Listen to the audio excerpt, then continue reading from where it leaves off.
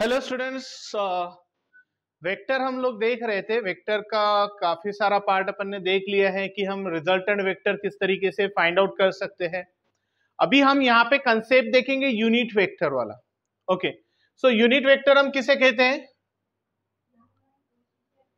Unit vector हम कहते हैं जिसमें मैग्नीट्यूड 1 होता है। मैग्नीट्यूड कितना होता है बेटा? 1, और उसको कुछ तो भी डायरेक्शन होती है, उसको अपन क्या कहते हैं? यूनिट वेक्टर कहते हैं, राइट। अभी अगर देखें हम लोग तो किसी भी वेक्टर को हम रिप्रेजेंट करने के लिए, अगर कोई भी हमारा एक वेक्टर है, फॉर एग्जांपल ये एक वेक्टर है, ये इस तरीके से ए बार है, और दूसरा वेक्टर मेरा जो है यहां पे है, दिस इज बी बार, ये बी बार वेक्टर है। अब इसका रिजल्टेंट वेक्टर कैसे निकालोगे आप लोग? रिजल्टेंट वेक्टर कैसे निकालोगे? ये ऐसे सर, ये ऐसे निकालेंगे ना हम सीधा सीधा रिजल्टेंट वेक्टर। सो ये रॉन्ग तरीका है, रिजल्टेंट वेक्टर ऐसे नहीं निकलेगा। इसका रिजल्टेंट वेक्टर ऐसे नहीं निकलेगा। रिजल्टेंट वेक्टर कैसे निकलेगा? तो रिजल्टेंट वेक्टर निकालने के लिए आपको जो स्टार्टिंग पॉइंट है ये यहां से निकलना चाहिए। तो उसके लिए क्या करेंगे, ये जो बी बार हमारा यहां पे है उसको इधर के साइड में लेंगे, मतलब ये हमारा ए बार तो एज इट इज रहेगा। अभी बी बार जो है वो आपका यहां से लेंगे हम, ये आपका बी बार होगा। अभी ये रिजल्टेंट वेक्टर होगा आपका, this will be your resultant vector. This is resultant vector, क्या आर बार हम लोग कहेंगे। इसीलिए पैरेललोग्राम मेथड अपन रिजल्टेंट वेक्टर निकालने के लिए, एक तो ट्रायंगल मेथड होती है ये इस तरीके से पैरेललोग्राम मेथड, क्योंकि ये इसको हम यहाँ पे पैरेललोग्राम की साइड कंसिडर करते हैं और ये पैरेलल ड्रॉ करते हैं इसको, और तब जाकर ये रिजल्टेंट वेक्टर हमको यहां पे देखने को मिलता है। This is the are bar. Is that clear? तो ये पॉइंट को ध्यान में रखना है कि जब भी आपको रिजल्टेंट वेक्टर निकालना रहेगा तो ध्यान रखेंगे हम टेल से शुरू करेंगे। अगर टेल से नहीं तो आपको एडजस्ट करना पड़ेगा, पैरेललोग्राम मेथड का इस्तेमाल करके इसको पैरेलल ड्रॉ करोगे और फिर उसके बाद में आप उसको सॉल्व कर सकते हो। और रिजल्टेंट वेक्टर के लिए हम लोगों ने फॉर्मूला ऑलरेडी निकाल चुके हैं, आर इज इक्वल टू, अगर आपको पता नहीं होगा तो आप हमारी पिछले वीडियो को देख सकते हो और उसके रिगार्डिंग आपको लिंक जो है डिस्क्रिप्शन में मिल जाएंगी। तो हम यहाँ पे देखें, अभी हम मैग्नीट्यूड जिसका 1 है उसको हम यूनिट वेक्टर्स कहते हैं। तो यूनिट वेक्टर को रिप्रेजेंट कैसे किया जाता है? जैसे फॉर एग्जांपल हमारा ए बार एक वेक्टर है, अभी ए बार का जो यूनिट वेक्टर है that we will say about the a cap, उसको हम यूनिट वेक्टर को डिनोट किए फॉर एग्जांपल ए कैप से। So a cap is equal to क्या होगा? A bar upon magnitude of a. A cap unit vector, यहां पे A cap क्या है बेटा हमारा? ये है unit vector. Unit vector a cap is equal to क्या फॉर्मूला होगा? A bar upon magnitude of a. चलो इसके ऊपर एक छोटा सा क्वेश्चन मैं आपको दिखाता हूं कि फॉर एग्जांपल हमारे पास में एक वेक्टर है 3i cap plus 2j cap minus 3k cap, ये हमारे पास में एक वेक्टर दिया हुआ है। अभी इसमें एक बात ये आ रही सर, ये क्या है? आई कैप, जे कैप, के कैप, ये क्या होता है? This is nothing but the unit vector. I cap, J cap, के कैप, ये जो हो गए हमारे यूनिट वेक्टर्स है। आई कैप क्या रिप्रेजेंट करता है? I cap unit vectors along x axis. Unit vector क्या होगा बेटा? अलोंग एक्स एक्सिस होगा। वहीं पे अगर हम जे कैप की बात करते हैं तो ये यूनिट वेक्टर आपका अलोंग वाई एक्सिस, और के कैप ये क्या होगा बेटा हमारा? Unit vector along Z axis. ये ध्यान रखेंगे हम, आई कैप, जे कैप, के कैप, क्योंकि ऑब्वियसली जब हम वेक्टर की बात कर रहे हैं कि जरूरी नहीं कि किसी भी चीज की जो वैल्यू वो सिर्फ एक एक्सिस पे हो। अगर सिर्फ एक एक्सिस पे ऑब्वियसली रेक्टिलिनियर ट्रैवल कर रहे हैं तो then it's okay, i cap से हम डिनोट कर देंगे सीधा सीधा। अगर सिर्फ प्लेन के अंदर ट्रैवल कर रहा है then we will consider it at x axis and y axis. Plane के अंदर मतलब एक्स एक्सिस वाई एक्सिस के ऊपर अगर ट्रैवल कर रहा है, लेकिन अगर वो जेड एक्सिस में ट्रैवल कर रहा है, मतलब तीनों एक्सिस के बीच में, जैसे फॉर एग्जांपल बॉल को हमने ऊपर फेंके, ये ऐसे फेंके प्रोजेक्टाइल में, तो यहां पे 3 एक्सिस आएंगे, एक्स एक्सिस, वाई एक्सिस और जेड एक्सिस ऊपर के साइड में होगा बेटा। तो ये 3 एक्सिस आएंगे। अब उसके प्रोजेक्टाइल को अगर हम लोगों को अगर मेंशन करना है तो हमें तीनों एक्सिस की जरूरत है, इसलिए उसके तीनों हम यूनिट वेक्टर्स को डिफाइन करेंगे उसके तीनों फैक्टर्स होने चाहिए, आई कैप, जे कैप और के कैप। Is that clear? तो अब हमारे पास में ये दिया हुआ है और आपको बोला है this is nothing but the vector a bar, और आपको बोला है कि भाई इसका यूनिट वेक्टर फाइंड आउट करो। तो यूनिट वेक्टर कैसे निकालेंगे, क्या फॉर्मूला है, अभी देखे थे अपन ने, ए कैप इज इक्वल टू क्या फॉर्मूला है, ए बार अपॉन मैग्नीट्यूड ऑफ ए। अभी इसका मैग्नीट्यूड फाइंड आउट करना है, कैसे करोगे बेटा, एक ही वेक्टर है तो ए बार तो एज इट इज लिख दोगे 3i cap plus 2j cap minus 3k cap upon magnitude of a निकालने के लिए क्या फॉर्मूला होगा, under root of x square plus y square plus z square. ये ध्यान रखना, वेयर एक्स स्क्वायर मतलब एक्स एक्सिस का कोएफिशिएंट, वाई स्क्वायर मतलब ये जे का कोएफिशिएंट, जेड स्क्वायर मतलब ये के का कोएफिशिएंट हो जाएगा बेटा।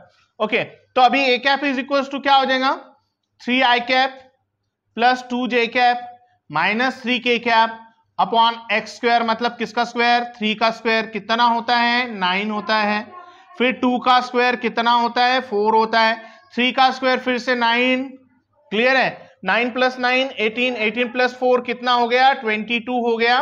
सो 3i cap plus 2j cap minus 3k cap upon under root of 22, ये आपका यूनिट वेक्टर हो जाएगा इसके लिए। कोई दिक्कत है बेटा, यहां तक समझ में आ गया पक्का? ओके, चलो आगे बढ़ते हैं। तो अभी एक न्यूमेरिकल देखते हैं इस बेस पे, वेक्टर के बेस पे ध्यान दीजिए। ए बार और बी बार दो वेक्टर्स है हमारे पास में, दो वेक्टर्स है ए बार और बी बार, और ए बार और बी बार दोनों भी, उन दोनों का भी मैग्नीट्यूड कैसा है, सेम है। दोनों का मैग्नीट्यूड कैसा है बेटा, सेम है। तो अगर दोनों का मैग्नीट्यूड सेम है तो यहाँ पे जो magnitude of a bar plus b bar है, इसके लिए क्या फॉर्मूला रहता है बेटा, under root of a square plus b square plus 2ab cos theta, बराबर है। और ए बार माइनस बी बार के लिए क्या फॉर्मूला होता है, under root of a square plus b square minus 2ab cos theta, right. ये वाला देखे अपन ने, इज इक्वल्स टू क्या है 2a, क्लियर। अभी मैग्नीट्यूड है, डायरेक्ट मैं उसको 2a लिख ले रहा हूं, ठीक है।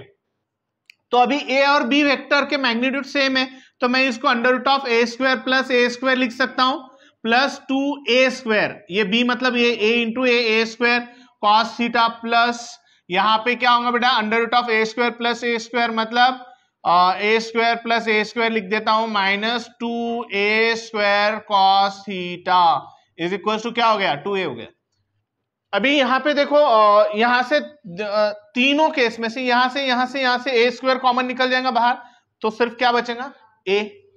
अभी a बचा तो अंडर रूट में यहां से a आ गया, तो यहाँ पे 1 बचा, 1 प्लस 1 2 मतलब 2 प्लस 2 कॉस थीटा ऐसे लिख सकता हूं, प्लस यहाँ पे क्या होगा बेटा 2 minus 2 cos theta is equal to क्या हो गया 2a। अभी यहां से a हम सीधा सीधा क्या कर देंगे, कैंसल आउट कर देंगे सीधे। ओके, सो सीधे अगर कैंसल आउट कर लेते हैं तो now what we can do, अब क्या कर सकेंगे बेटा यहाँ पे, अभी देखो यहाँ पे हम लोग एक काम करते हैं, √2 भी बाहर निकाल सकते हैं, that's not a problem. Taking square on both side कर लेते हैं, अगर दोनों साइड का स्क्वायर लिया तो 2 का स्क्वायर कितना हो जाता है 4। यहाँ पे a plus b whole square का फॉर्मूला, a स्क्वायर मतलब इसका स्क्वायर लिया तो ये क्या बचेगा 2 प्लस 2 कॉस थीटा, क्योंकि स्क्वायर रूट का स्क्वायर मतलब स्क्वायर रूट कैंसिल हो जाता है।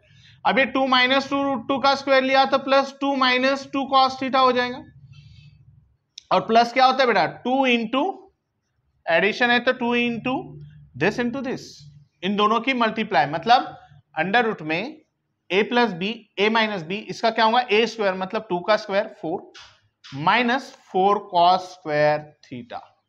कोई दिक्कत है यहां तक? चलो बढ़िया है। सो अभी आई थिंक से आप लोगों ने आंसर निकाल लिया होगा। देखो ये 2 cos थीटा कैंसिल कर दिया मैंने यहां से, तो ये कट हो गया 2 प्लस 2 4 बचा मेरे पास में। अभी यहां से देखो 4 स्क्वायर रूट निकल जाएगा, 4 कॉमन निकाल लूंगा मैं यहां से, तो स्क्वायर रूट उसका 2 आ जाएगा मतलब 2 इंटू 2 4 हो जाएगा बाहर आके। देखो यहाँ 2 था, इसमें से 2 निकाल लिया तो 4 हो गया, राइट। तो अंडर रूट में क्या बचा 1 minus cos square theta is equal to क्या हो गया 4। इन दोनों में से 4 कॉमन निकाल लेंगे हम लोग यहाँ पे, तो 4 कॉमन निकाल लिया बाहर, ब्रैकेट में बचेगा 1 plus under root of 1 minus cos square theta क्या होता है sine square theta, sine square theta is equal to क्या हो गया 4 कैंसिल हो गया यहाँ पे, तो अभी साइन स्क्वायर थीटा का क्या बचेगा, square root sine theta equals to क्या हो रहा है 1 इधर माइनस में गया, क्या हो जाएगा sine theta is equals to 0। Sine theta 0 कहां पे आता है, थीटा इज इक्वल्स टू 0 पे आता है। मतलब इन दो वेक्टर्स के बीच में कितना एंगल होगा रे बेटा, 0 डिग्री का एंगल होगा। कोई दिक्कत है किसी को, समझ में आ गया अच्छे से, बढ़िया से नोट कर लो वीडियो को पॉज करके। ओके स्टूडेंट्स, देखो अभी हमारे पास एक क्वेश्चन है जेडबल मेंस 2023 का, इसको देखते हैं क्या बनता है इसका आंसर।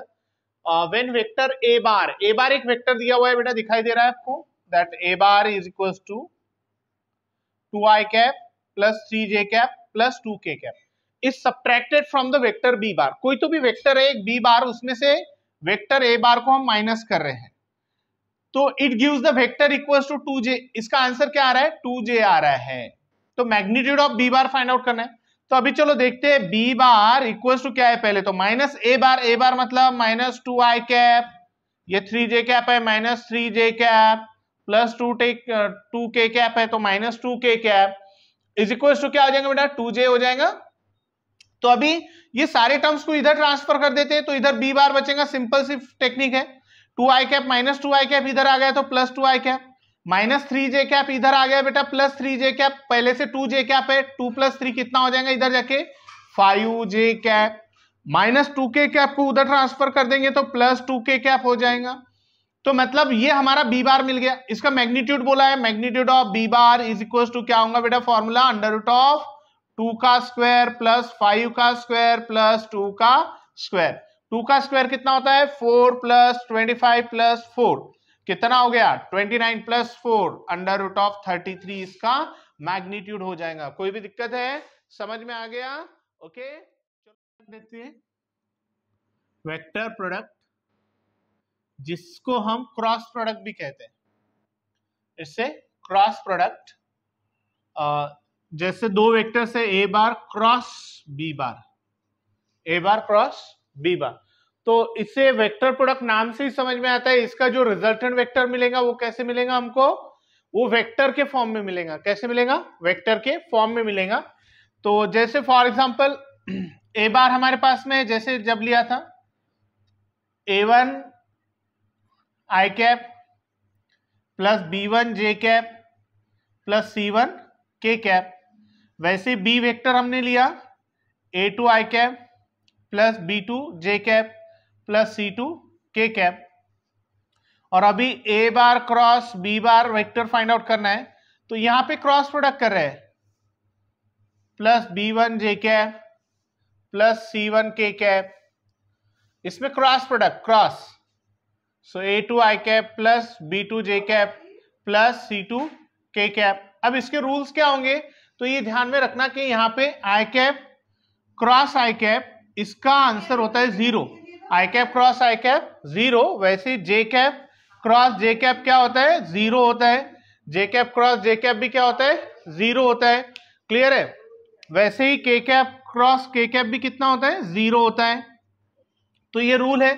सिमिलरली हम लोग क्या बोल सकते हैं, ए आई कैप क्रॉस जे कैप इसका होता है के कैप, वैसे ही जे कैप क्रॉस के कैप होता है आई कैप, वैसे आई कैप क्रॉस जे के कैप होता है आपका that will be j cap. Okay, similarly अगर इसके उल्टा रहा, मतलब j cap cross i cap तो उसका माइनस के कैप होता है, वैसे ही के कैप क्रॉस जे कैप इसका माइनस आई कैप होता है, और वैसे ही के कैप क्रॉस आई कैप इसका क्या होता है माइनस जे कैप होता है। ये चीजें ध्यान रखेंगे जरा। तो इसके रिजल्टेंट वेक्टर को अगर फाइंड आउट करना है, इसको मल्टीप्लाई करेंगे, तो सिंपली हम जो है इसको वेक्टर कैलकुलेशन, इसका product a bar cross b bar जो है क्रॉस प्रोडक्ट हम यहाँ पे डिटर्मिनेंट से फाइंड आउट कर सकते हैं। यहाँ पे आई कैप जे कैप के कैप रहेगा, यहाँ पे a1 b1 c1 और a2 b2 c2, इस तरीके से जो है हम इसकी वैल्यू को आराम से क्या कर सकते हैं फाइंड आउट कर सकते हैं। कोई दिक्कत है यहाँ तक? नोट कर लो फटाफट, फिर एप्लीकेशन देखते हैं इसके हम।